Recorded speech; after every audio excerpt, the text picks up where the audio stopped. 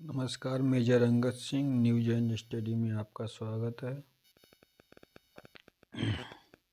Uttar Pradesh police के लिए ये बहुत ही उपयोगी प्रश्न है। ऐसा प्रश्न परीक्षा में अति आवश्यक रूप से आएगा ही, ये तो क्लियर ही है, क्योंकि ऐसे प्रश्न हमेशा परीक्षा में पूछे जाते हैं।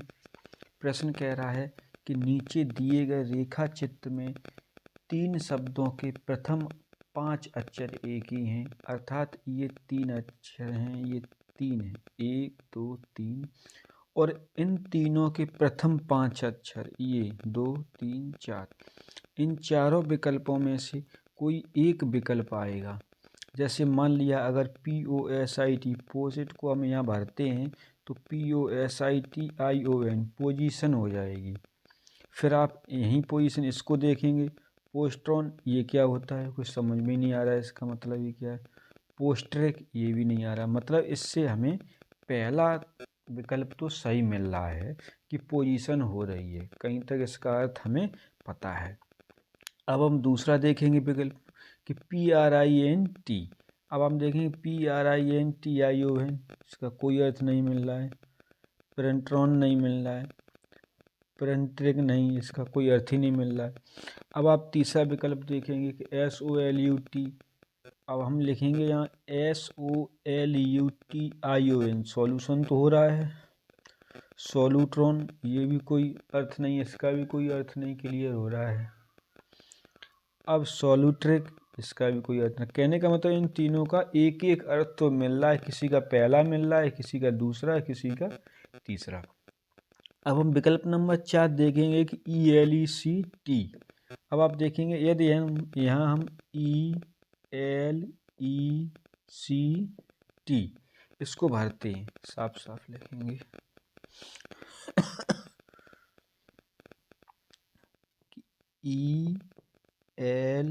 ELECT। अब आप देखेंगे ELECTION आपका इलेक्शन हो गया। ELECTRON इलेक्ट्रॉन हो गया। ELECTRIC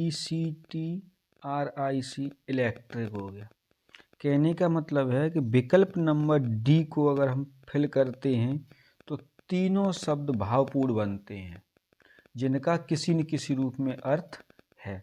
तो ऐसे प्रश्न का हम बड़े हिसाब से आंसर देंगे, इनको बड़े हिसाब से रखने से, क्योंकि थोड़ी गलती से ही मेरा प्रश्न गलत हो जाएगा। तो इसका आंसर कौन सा होगा, डी। इसी प्रकार हम क्वेश्चन नंबर 2 देखेंगे आगे। क्वेश्चन नंबर 2 है कि फादर FATHER शब्द में कौन सा अक्षर उसी स्थान पर है जिस पर वह वर्णमाला में है। कहने का मतलब जो प्रश्न है बहुत ही घुमा हुआ है, लेकिन अगर समझ जाएंगे तो ये बहुत ही सरल है कि आपका ये जो एक शब्द है कि इसके जो अक्षर हैं उनका यह स्थान वो वर्णमाला का स्थान यदि इक्वल है तो वो विकल्प आपको इसमें से ढूंढना है।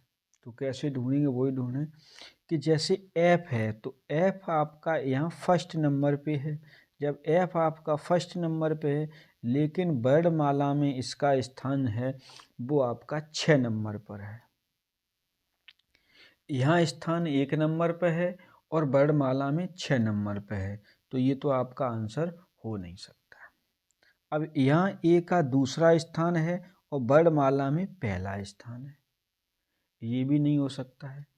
तीसरा टी आपका फादर में टी का स्थान तीसरा है, लेकिन वास्तविक स्थान कितने नंबर पे टी है, 20 पे। इसी प्रकार से एच का यहाँ स्थान चौथा है, लेकिन वर्णमाला क्रम में कौन सा है, 8। अब आप ई देखेंगे यहाँ कौन सा स्थान है, 5, और वर्णमाला क्रम में भी कौन सा स्थान है, 5।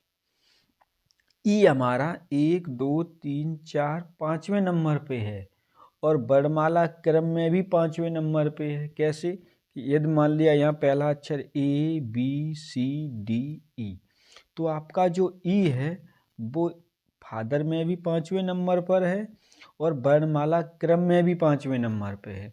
इस प्रकार इसका आंसर कौन सा होगा? डी ऑप्शन, अर्थात आंसर ई होगा। अगला क्वेश्चन, क्वेश्चन नंबर 3 है कि कौन सा विकल्प दिए गए समस्त अक्षरों को जोड़ने पर सार्थक शब्दों का रूप लेगा।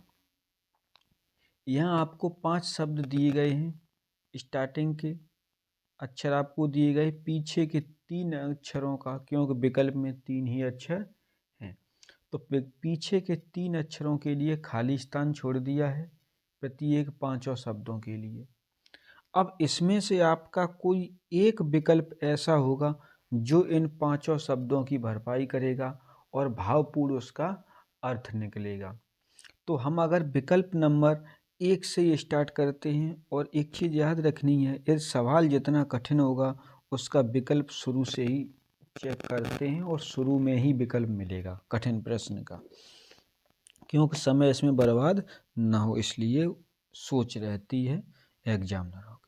कि जैसे पहले कहा है कि BL और 3 खाली स्थान, CR 3 खाली स्थान, SP 3 खाली स्थान, WR फिर 3 खाली स्थान, T और फिर 3 खाली स्थान।